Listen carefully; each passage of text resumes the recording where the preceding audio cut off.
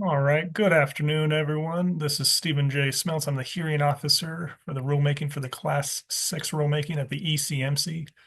I appreciate everyone being able to make it to this Zoom link. I apologize for the multiple emails about the Zoom link. The commission commandeered the one we wanted because they're having an executive session at the same time. And so we had to flip some things around. So I appreciate everybody's patience. And the process is iterative, as we all know. And so I'm having to manually admit everyone into our Zoom. So appreciate that time. At the outset, I just wanted to let everyone know I'm going to be amending the case management order to allow filings. The deadline is going to be 7 p.m. now, so I'll have extra 2 hours for the written filings. The deadline to file written public comments and the deadline to sign up to deliver oral public comment will remain at 2 p.m. So I appreciate everyone being here. And now I'm going to hand it off to Mr. Mark Seeley. Thank you, Stephen. Appreciate that. I wanted to introduce myself. I'm Nark Seeley. I've been with the ECMC for about a year. I'm the lead CCUS specialist. Also on the video with us today are Ben Boudreau out of our AAG's office, as well as Mike Rigby. They are here to help answer questions should they be needed. Our plan for today, I have a lot of slides to walk through.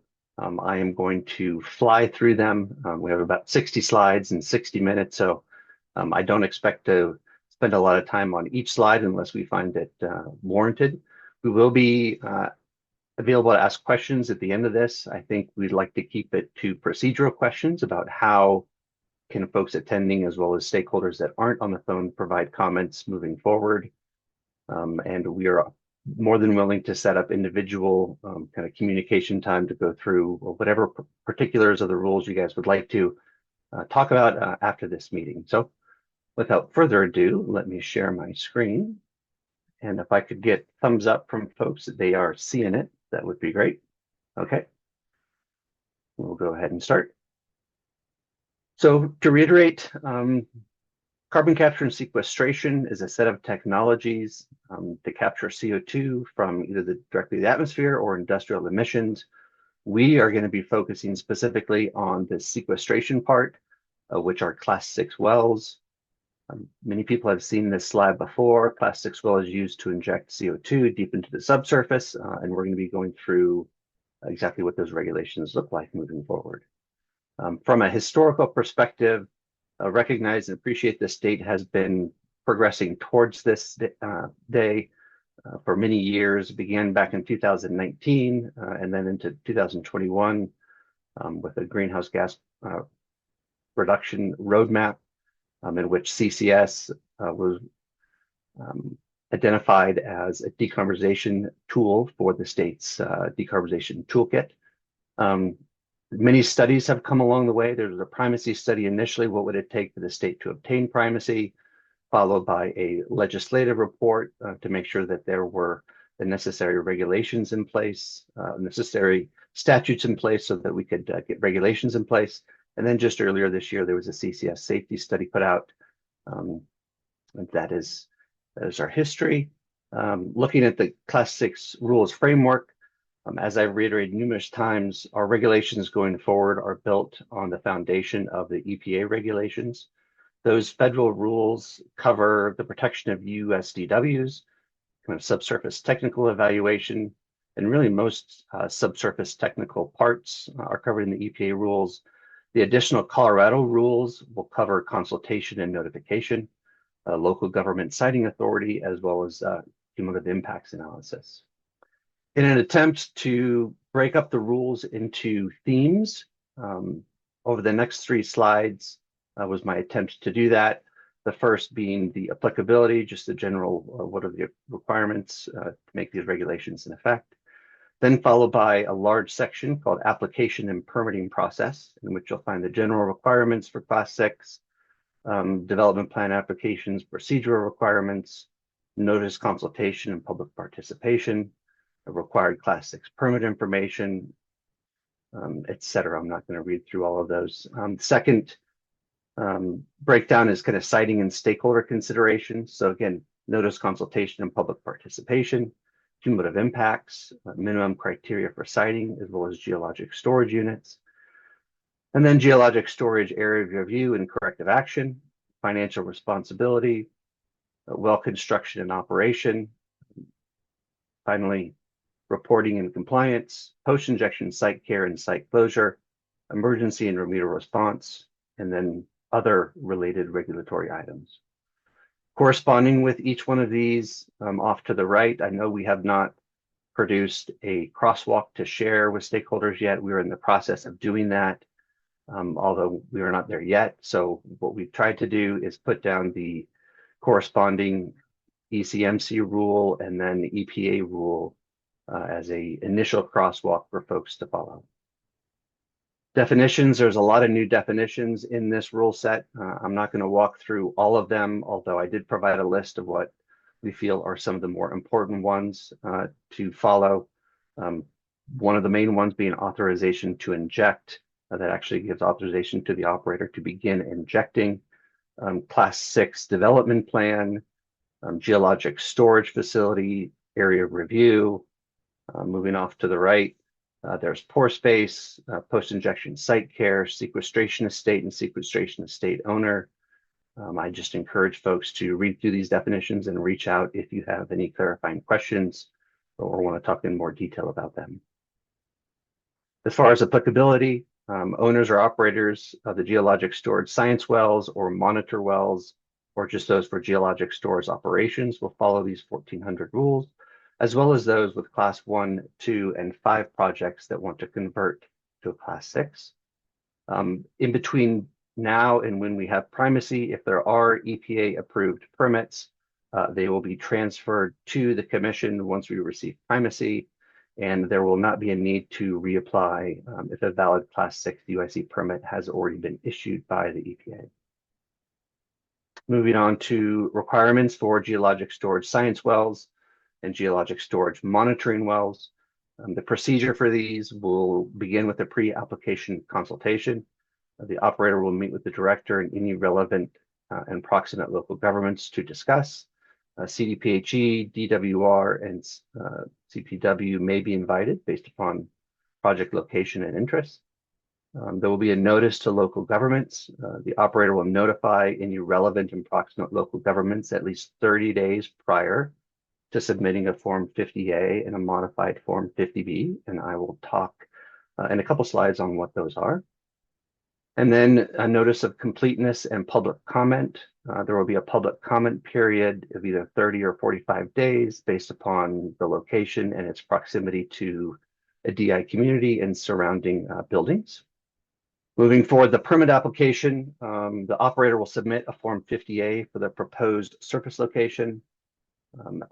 Operator will also provide local government siting information, and then the operator will submit a modified Form 50B. If an operator is looking to convert to a Class 6 well, wells seeking conversion must comply with the Commission's rules at the time that that submission is being applied for. Moving on to Rule 1404, general requirements for Class 6 development plan. The permit required, essentially all geologic storage operations must have written approval from the Commission in order to proceed. There may be a waiver. I wanted to highlight that 1404.B. We don't expect it to arise very often, but there may be a waiver if there essentially are no USDWs in where the project is located. Folks remember that the primary purpose of the EPA regs is to protect the USDWs, and so if there are no USDWs in the surrounding area or AOR to protect, then a modified requirement may occur. The approval process for these it needs to comply with all the rules of relevant and local governments, the siting disposition of the proposed location. It needs to avoid, minimize, and mitigate adverse impacts to public health, safety, welfare, the environment, wildlife resources, and cumulative impacts. And a Class 6 development plan will not have a negative net cumulative impact on a DI community, or said another way, it must have a neutral or positive net cumulative impacts on a DI community to be approvable. Moving to Rule 1405, procedural requirements for Class 6 development plan applications. The components of a Class 6 development plan application. There will be a hearings application. Operators will need to submit for a hearing with the hearings unit. If at the same time the operator or applicant is proposing a geologic storage unit, that storage unit will also be requested for a hearing. The forms used will be a Form 50A for the location permit. 50 intent will be for the application for a Class 6 permit to drill. 50B will be the cumulative impacts evaluation. 51 intent will be the injection facility permit application. And the information required in plans for those local government, again, siting information, alternative location analysis, cumulative impacts analysis, and a seismicity evaluation, among others. One thing that I didn't do that I will do kind of going forward is to indicate whether this is a new ECMC rule or a legacy EPA rule. Essentially, this 1405 is a combination. No, I'm sorry, this is an adopted EPA language. Continuing on, there is a completeness determination, very critical in the process step. The director will determine if the application is complete only after all components are submitted. It's important to note that completeness does not imply approval. It essentially means that the permit application is complete and that the commission will now begin evaluating the data or evaluating the application. Rule 1405D, there are revisions that can be made to Class 6 development applications, and I will go through what those revisions or modifications look like and what is the procedure for how they're made, as well as the potential re-notification process that could occur. Going through more of it, there's a pre-application procedure. So Rule 1406, this is an ECMC rule, not an EPA rule, so this is above and beyond the stringency of the EPA. There will be a pre-application. So operators are required to conduct a pre-application meeting and hold a pre-application community meeting. As far as noticing and who receives notice, it's an extremely long list. I won't go through all of it. I will mention surface owners and owners of tenants of building units within half-mile of the working pad surface or within 4,000 feet of any working pad surface. Within a DI community will be notified. Mineral owners and sequestration estate owners within the area of review. Relevant local governments where the location is located. Any local government with land use authority within a half-mile of the working pad surface or overlying the AOR. The US EPA, WQCD of CDPHE, and then Colorado Division of Water Resources. Also continuing state land board, if there's mineral or sequestration estate, if they're a mineral or sequestration estate owner within the AOR, all schools, child care centers, and school governing bodies located with a half-mile of the working pad surface. Police, fire, and other first responder agencies, administrator of any public water system, and then all consulting entities in 1406D, which we'll look at. So just to reiterate as we go through, this is 1406B is a very important section because it lists who must be notified, and there's 3 different instances throughout the development plan application process that folks will be notified. So just know that this list is very comprehensive and will include, will be done 3 separate times throughout the process. The timing and consent of notices. So again, this is the 3 different times that notices are sent. So at the notice of completeness is when a notice will be sent. It'll include the operator's contact information, executive summary of the proposal, and kind of a description of operations, as well as the commission will generate a fact sheet summarizing the project that will be part of it as well. Then the notice of director's findings, which should occur around the same time, if not concurrently with the notice of completion. Basically, the director will post findings on the commission's website. And then the third one is the notice of hearing. So the operator will provide notice of commission hearing and include all other relevant information. Continuing on 1406, the public review and comment period. The website posting will provide a date comments will need to be received and be considered, and the mechanism to provide those comments. Again, the comment period goes from 30 to 60 days based upon how closely you are located to a DI community or building units. Consultations, this is another large trigger for folks to pay attention to, listing out the consultation process and those that need to be consulted. So consultations required by this rule will occur prior to the completeness determination. The geologic storage operator will seek consultations with all relevant and proximate local governments, Colorado State Land Board, if the location is located on state land board managed lands or minerals, and any resident or that's within a residential business unit or a high occupancy business unit, if the proposed working pad is within half mile. Moving to the final slide for Rule 1406. Essentially, then there will be a post-completeness. What I want to highlight is a post-completeness community meeting. So the operator will hold a post-completeness community meeting if there's any RBU within a half mile of the proposed working pad of any geologic storage location. So that's a very large new rule that I encourage folks to look through that we can talk about in the future. Moving on to Rule 1407, required Class 6 permit information. This outlines the information necessary for the commission to evaluate a Class 6 development plan, including new Class 6 wells or conversions of existing class wells, whether they be 1, 2, or 5.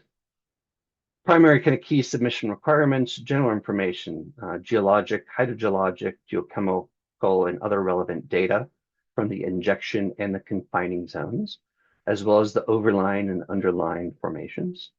Maps cross-sections, complete well data, seismic history and seismic sources of the geologic storage facility. Moving to the operational plan, proposed injection rates, pressures, CO2 sources, as well as characteristics of the CO2 stream. Down at the bottom, I want to highlight there's 5 plans that get developed, modified, and approved consistently throughout the life of a project. They are listed here. The proposed corrective action plan, testing and monitoring, injection well plugging, post-injection site care and site closure, and then emergency and remedial response. Moving to Rule 1408, conditions applicable to all permits. I think what I'm going to highlight here is in the middle, the operator will allow the director or an authorized representative to enter the premises for inspection purposes. And then 24-hour reporting. Operators must report non-compliance that could endanger public health, safety, welfare, the environment, or wildlife resources, or USDWs within 24 hours. Authorization to inject, as I mentioned earlier, injection can only commence once construction is complete and well integrity has been improved, and an authorization to inject has been approved by the director. Moving to Rule 1409, establishing permit conditions. Essentially, this is another rule section adopted from the EPA that establishes additional criteria. I'm going to move on to Rule 1410.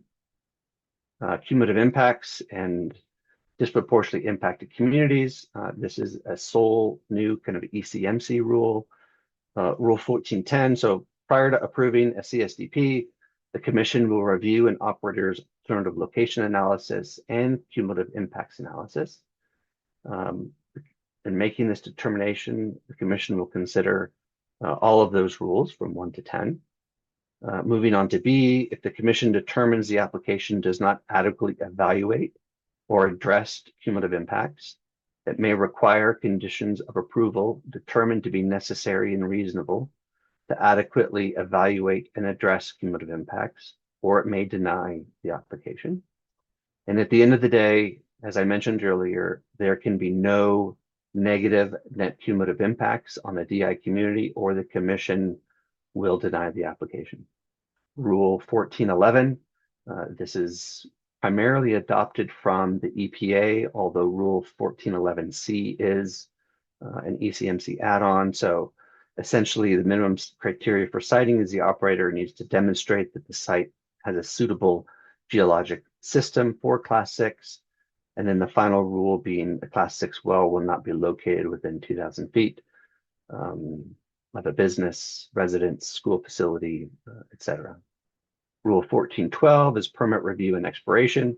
So permits for Class 6 wells will be issued for the operating life of this geologic storage facility and will extend through the post-injection site care and site closure.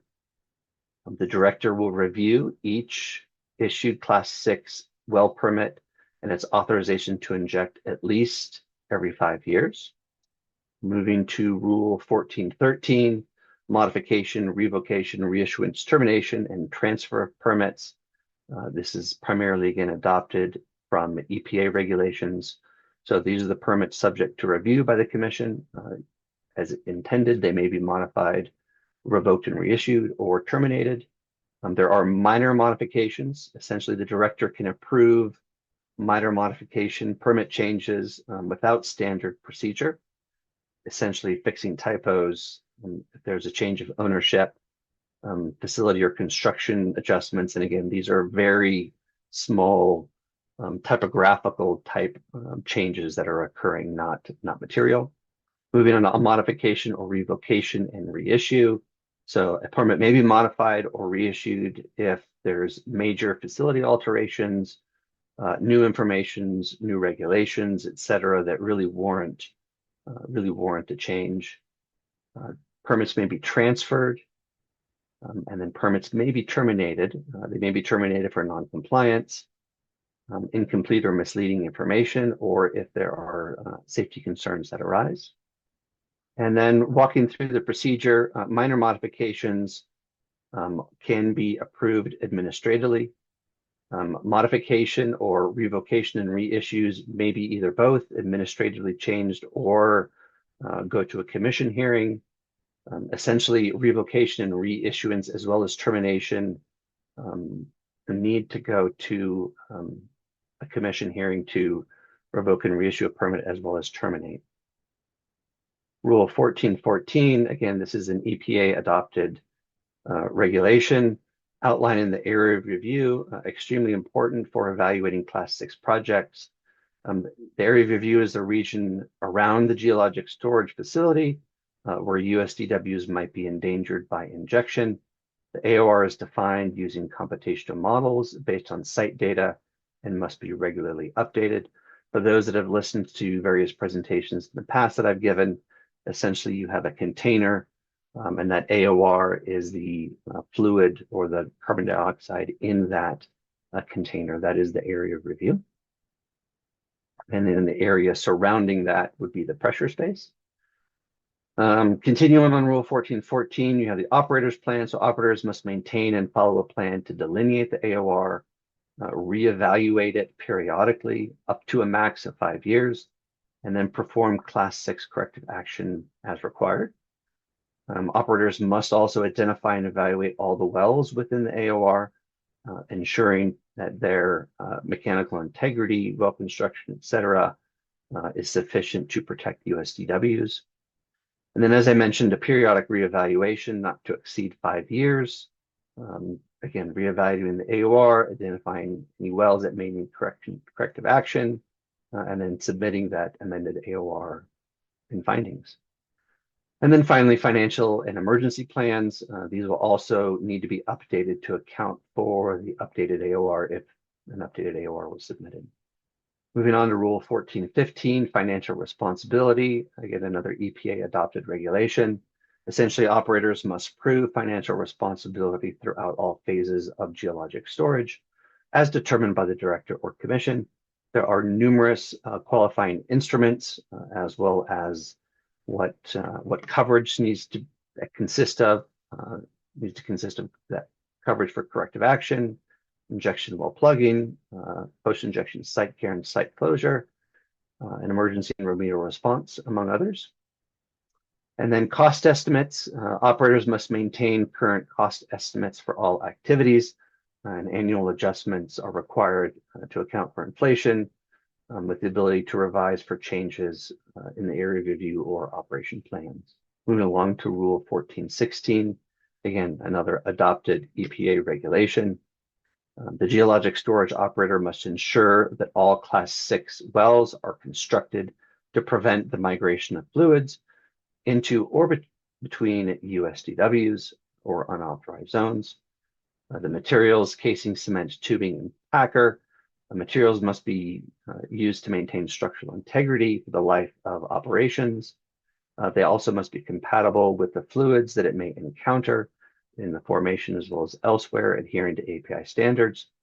And then the overall overarching theme is all materials and programs must present and will prevent the movement of fluids into or between USDWs. Progressing to Rule 1417, logging, sampling, and testing prior to injection well operations, another EPA adopted regulation.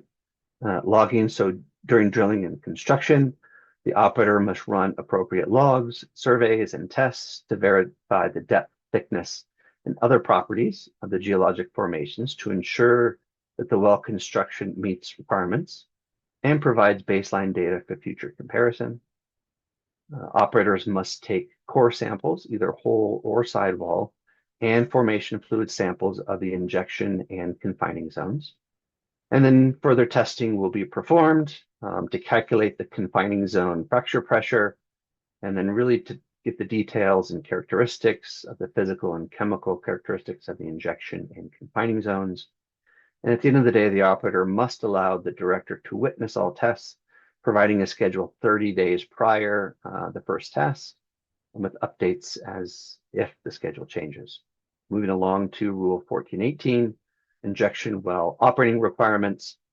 And again, we have authorization to inject, so operators may only inject following director approval of an authorization to inject via a Form 50 subsequent and a Form 51 subsequent.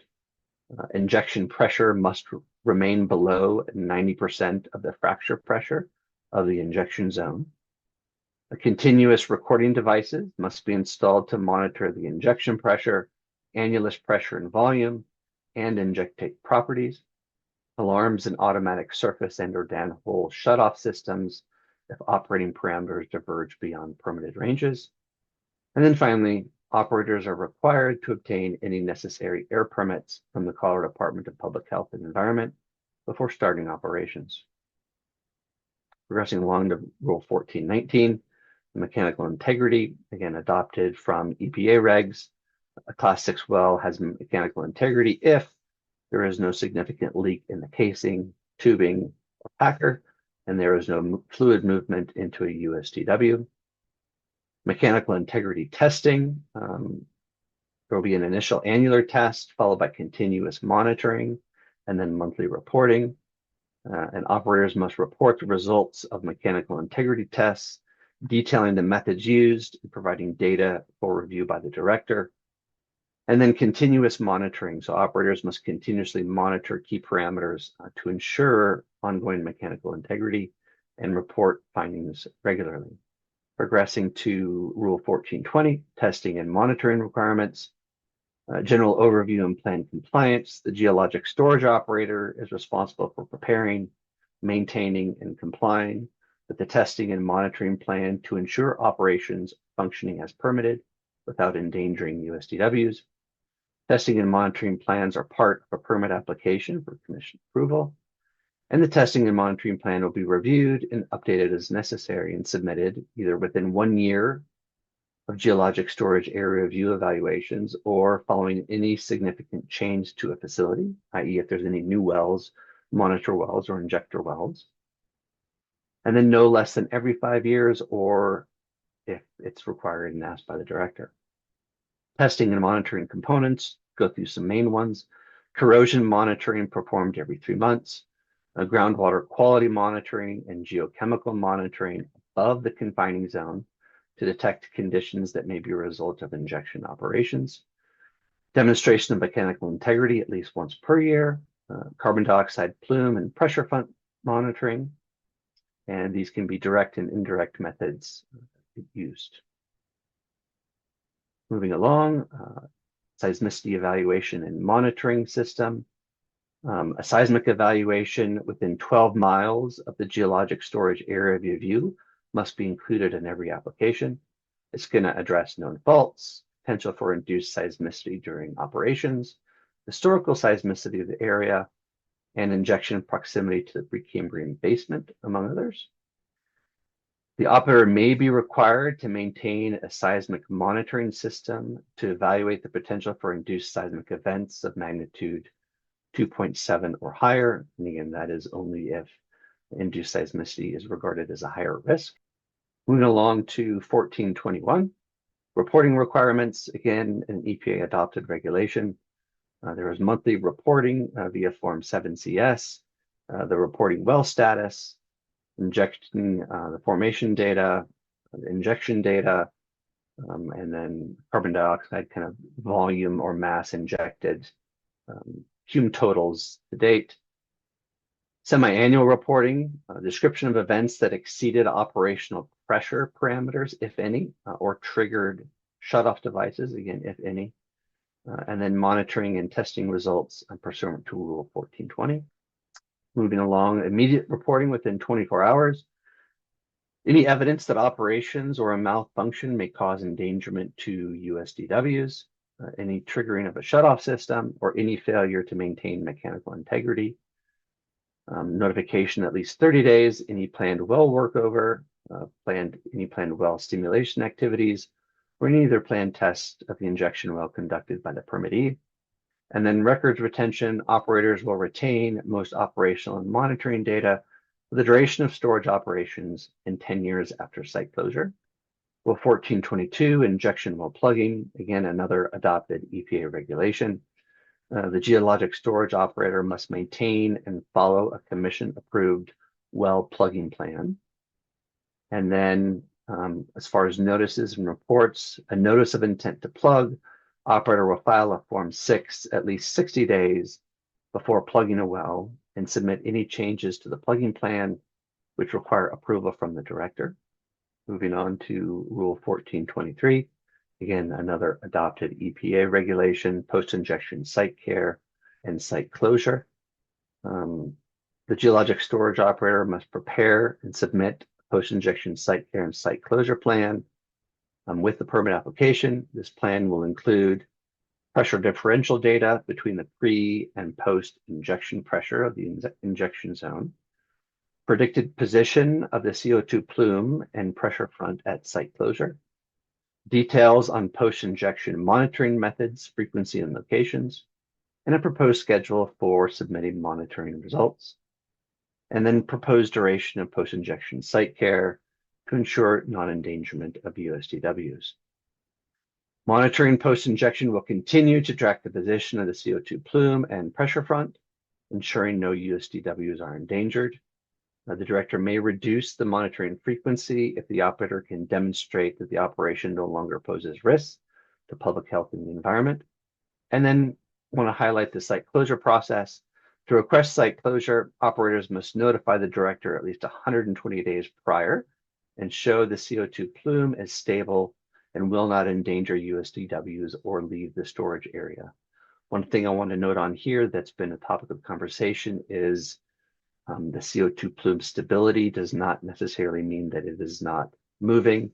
It's essentially the rate of migration has slowed to be essentially nothing, and that the future modeling and predicted movement does not pose any risk to USDWs. As far as reporting and record keeping, I wanted to highlight that operators must record a notation on the property deed indicating it was used for CO2 sequestration, including any and all relevant data like injection volume, zones, etc. And then records retention, again, the operator will retain post-injection records for 10 years and will submit them to the director at the end of this period. A major plan, like we've been talking about, emergency and remedial response, Rule 1424, adopted from the EPA. This plan is required for each permit application and outlines steps to address any movement of injected fluids that could endanger USDWs or affect public health, safety, the environment, or wildlife during all project phases, construction, operation, and post-injection site care.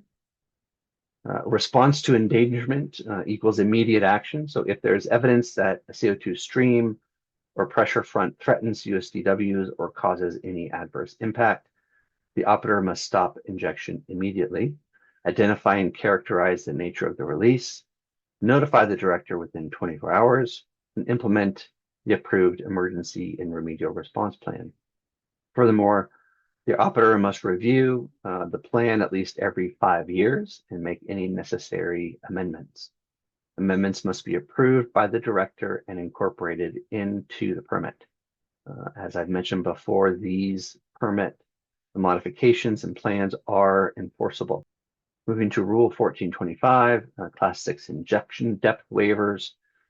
So a geologic storage operator seeking a waiver, essentially to inject above the lowermost USDW.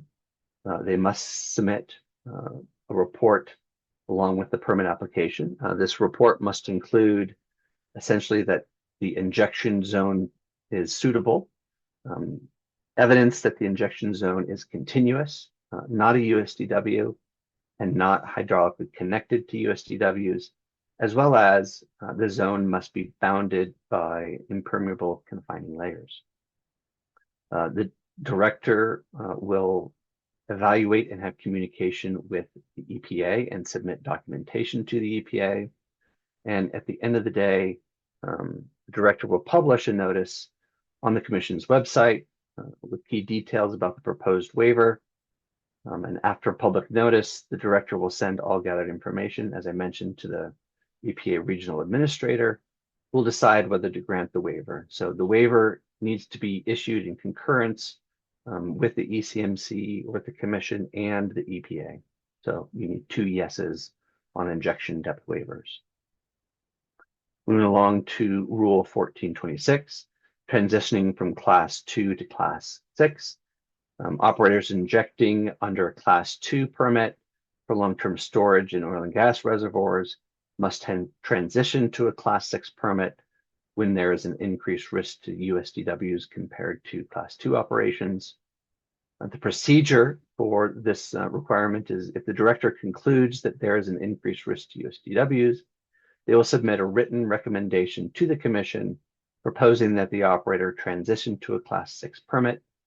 And the commission, upon receiving the director's recommendation, will hold a hearing to determine if the operator must obtain a Class 6 permit or take other actions to protect USDWs. The operator may choose to waive their right to a hearing under this rule, likely streamlining the transition process. 1427, geologic storage units. This is a new ECMC rule.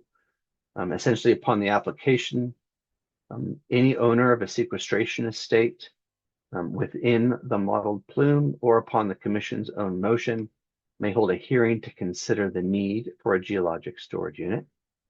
The geologic storage unit plan requirements, essentially a description of the unit area and operations that will be conducted in the area, description of the operations, again, that will be conducted in the area, determination of the percentage of each geologic storage resource that will be allocated to each sequestration estate owner within the area, description of the method each owner in the estate within the area was equitably compensated.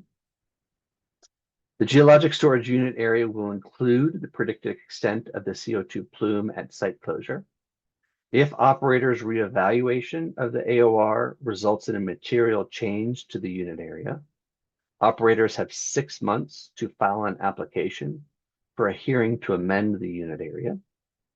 A geologic storage unit must have been approved by those persons that collectively own at least 75% of the geologic storage resources in the area. And then any sequestration estate included in the unit area that is not included in the unit order may petition the commission for inclusion in the unit order. Moving along to Rule 1435, carbon dioxide flow lines. This is a new ECMC rule. Um, Essentially, carbon dioxide flow line registration requirements. Geologic storage operators must comply with the registration requirements in Rule 1101. And then carbon dioxide flow lines must be made from steel and be able to withstand the anticipated internal and external pressures, as well as a lot of other rule sets in here that I'm not going to take the time to thoroughly read through. But I do encourage folks to read through these and make, if you have comments and suggestions back to us, we are more than willing to listen. This is a new rule, 616, requirements for wells drilled through or adjacent to a geologic storage facility. Rule 1616A, applicability. So any energy and carbon management operator that proposes to drill a well within half-mile of the geologic storage area of review of a geologic storage facility will comply with this rule. Essentially, the proposed operator will demonstrate that its operation, i.e. drilling of a new well, will not cause reasonably foreseeable adverse impacts to the integrity of a geologic storage facility. Proposed operator will notify the geologic storage operator of its proposed operations. And if needed, we'll have a formal consultation with the geologic storage operator. And then the operator will review and determine if within its existing AOR, any additional corrective action is needed. There are additional rule sets adopted for the protection of public health, safety, the environment, and wildlife resources, as well as internal ECMC process rules. And then finally, that takes us through our rule set. I know that I blazed through that incredibly fast. We have about 15 minutes left. If folks want to ask any procedural questions about how to get involved, you may. I'm going to turn it over to Ben Boudreau to talk through kind of the timeline for hearing, and then we'll go from there. Thanks, Mark. And good job getting through so much info so quickly. So on the screen now, you can see some of the details about moving forward with rulemaking. As hearing officer Smeltz indicated at the beginning of this discussion, the rulemaking deadlines are actually going to be moved to 7 p.m. Mountain Time. Currently on the screen, it says 5. That was based on the current CMO, but hearing officer Smeltz has indicated that he's going to amend the CMO so that the pre-hearing statements, responses to pre-hearing statements, and pre-filed written testimony will all be due on their respective dates that you see on the screen, but at 7 p.m. instead of 5. The deadline for written public comments and to sign up for oral public comments, both of those are on November 26th, but that will be at 2 p.m. on November 26th. Excuse me. The rulemaking hearings are currently scheduled to begin on December 22nd, and the entire week is set aside for that. The case management order can be found in the ECMC e-filing system. That's docket number 241-000-246.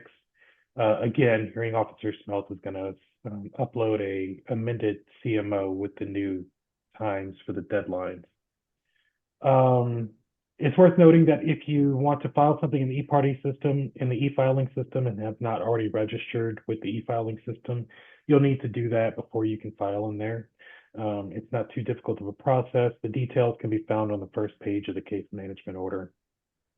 It's also worth noting that if the rulemaking is continued so that it doesn't start on December 2nd, the deadlines will likely remain the same. So you might want to keep those deadlines marked in your calendar, even if the rulemaking is pushed back. And then moving on to the next slide, just wrapping up a little bit on Class 6 rulemaking. Some details here that we released, what we sometimes call straw dog draft. We did that back in July. Stakeholdering is ongoing. We'll continue to refine as we move forward. Let's see, ECMC issued the notice of rulemaking on October 9th. And as I said, the hearings are scheduled to begin on the 2nd. Big picture, ECMC is looking to get the primacy application in by early 2025. So that's kind of where we are in terms of getting towards the end goal here.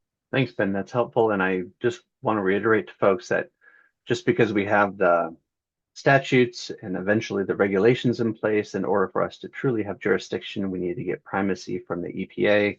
And the current timing is estimated to be about a year. So we are looking, if this schedule currently holds, towards the end of 2025 or beginning of 2026, when we anticipate to have primacy. So I would like to end this by saying thank you to everybody who has reviewed the straw dog rules and provided comments. They were extremely helpful, and we incorporated as many as we possibly could into the version that was noticed on the 9th. And we just look forward to continuing to have the discussion and opportunities to refine and make these regulations really fit for purpose for Colorado. And Ben, did you have something else you wanted to add? Yeah, apparently I said this hearing start on December 22nd. I meant to say December 2nd. We're not looking to ruin everyone's holidays. Sounds good. Appreciate that. Thanks. At this time, if there's any procedural questions that folks have, we can take those now. Or if there's any other comments that Ben or Mike you would like to make, feel free. Just thank you to all of our parties and stakeholders for participating and engaging in this. It's always helpful when we get feedback from stakeholders to identify things maybe we haven't thought through, or there a lot goes into drafting these, and we can't always see all the potential gaps. So it's very helpful to have stakeholder participation. And I'll just add, appreciate, just as Ben said, everyone kind of giving input, and we're always happy to answer additional questions, follow up as necessary with any of you if you have questions on these rules.